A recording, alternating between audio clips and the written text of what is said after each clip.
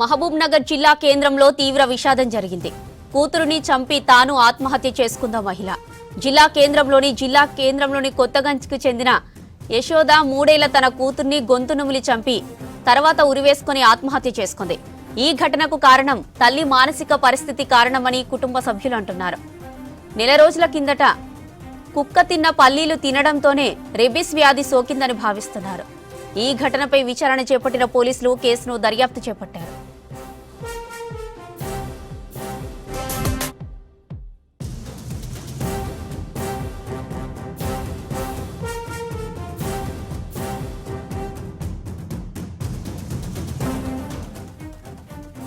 మహబూబ్ నగర్ జిల్లా కేంద్రంలో తీవ్ర విషాదం జరిగింది.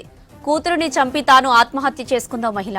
జిల్లా కేంద్రంలోని కొత్తగంజ్కు చెందిన యశోద 3 ఏళ్ల తన కూతుర్ని గొంతు నులిమి చంపి తర్వాత ఉరివేసుకుని ఆత్మహత్య చేసుకుంది.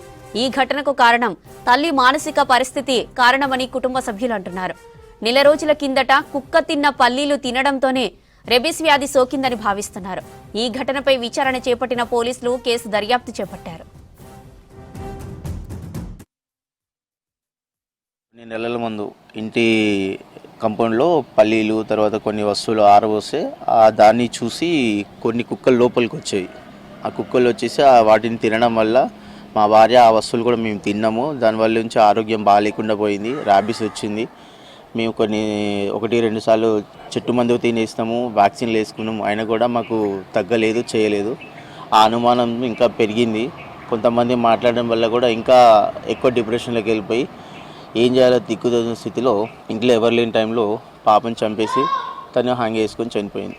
జరిగిన కథ ఇది. దేనికి కారణం ఏంటి అని చెప్పడానికి అయితే ఏం లేదు. తన లోన్లీగా వెళ్ళిపోయి డిప్రెషన్లోకి వెళ్ళిపోయి చెప్పిన కొంతమంది మాటలు విని చెప్పిన మాటలు కానీ చుట్టుపక్కల చెప్పిన వాళ్ళ మాటలు కానీ వినకుండా చేయకుండా ఎవరో మోటివేషన్ చేస్తే తను ఇంకా లోపలికి వెళ్ళిపోయింది, బాగా డెప్త్లోకి వెళ్ళిపోయింది. దాన్ని ఫైనల్గా మాట్లాడుకొని మాత్రమే చేసుకుంది. ఇక నేను మొత్తానికైతే నేను చనిపోతా చేస్తా అని చెప్పేసి నా పిల్లల్ని నువ్వే చూసుకోవాలి. గత కొన్ని రోజుల నుంచి జరుగుతున్న విషయం. మా ఇద్దరి మధ్య ఈ విధంగానే డిస్కషన్ అవుతుంది తప్ప సొంతంగా మా ఇద్దరి మధ్యలో ఎటువంటి భేదాభిప్రాయం లేదు. మానసికంగా చూసుకుంటే ఎట్లా ఉందంటే ఏదైనా జరిగింది తనకు అనుమానం వచ్చిందనుకో ఖచ్చితంగా అదే నమ్మేస్తుంది. చెప్తే వినదు. తర్వాత తను బయటపడాలంటే తనకు నమ్మకం కుదరాలి. కొన్ని రోజులు కూడా నా దగ్గర ఉండలేదు. ఆ రోజులు ఉన్నప్పుడు కూడా కొంతమంది దగ్గరికి వెళ్ళేసి వాళ్ళతో వీళ్ళతో మాట్లాడి అక్కడక్కడ చెట్టు మందు తినేసి ఉంది.